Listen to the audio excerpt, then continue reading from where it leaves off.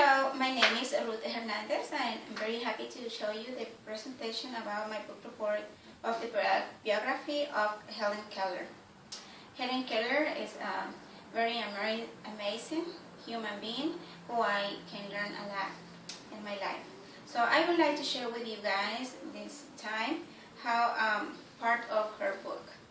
I took the chapter number 3, and the chapter says, even in her dark world, Helen had happy times.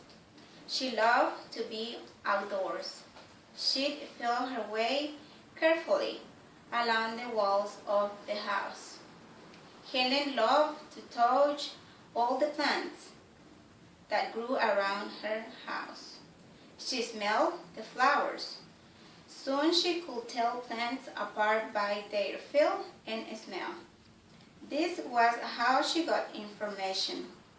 Helen learned to do simple chores. She folded to the clean clothes. She knew which clothes were hers. She also learned what when her mother put her coat, she was going out.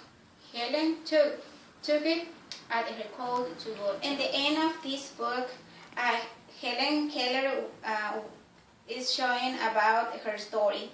And Helen was always working.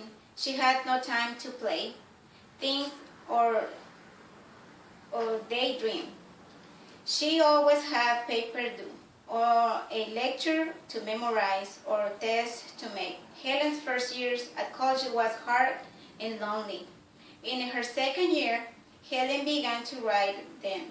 The themes were stories of her life. An editor at the magazine Ladies' Home Journal heard about her themes. He asked Helen if the magazine could publish them. He offered Helen the sum of $3,000. Helen was amazed. That was a lot of money. Helen agreed, and so she began the story of my life. In June 1904, Helen Keller graduated with honors of Radcliffe. Newspapers around the world report that ever Helen had arrived what other person with her handicaps had ever done. Now she had a college degree, but what was she going to with it? Helen was asked to give a publicity speech. Helen gave the first speech in Montclair, New Jersey. Annie was with her. Still, Helen was scared what if no one understood her. Helen spoke about her life. Her voice was not clear, but no one seemed to care. The audience loved her. Helen was asked to give more speeches. Helen was so successful on stage that some people invite her to make a movies about her life and her feelings. Helen and Annie went to Hollywood and made the silent film Deliverance. Annie and Helen dreamed of the money they made from the film. They hoped to become rich and famous like a movie stars. But movie was not passing in a very, very difficult time in her life. She knew she was not the same person as everybody. She has a very dark world in her life. But even that part take my attention was when Helen had a very happy times. Even she can see, even she can hear, then she can talk. She could talk, and then she learned how she communicate with persons and things. She learned by herself. Even if she didn't know how to explain by herself, she learned about everything in the world.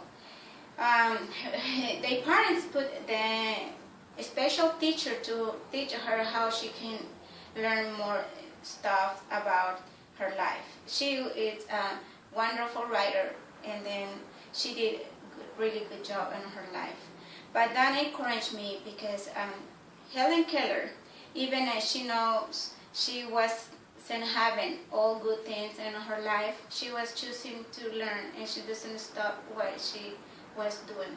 She never gave up in her life. And then that is one thing to encourage me to know we never need to give up.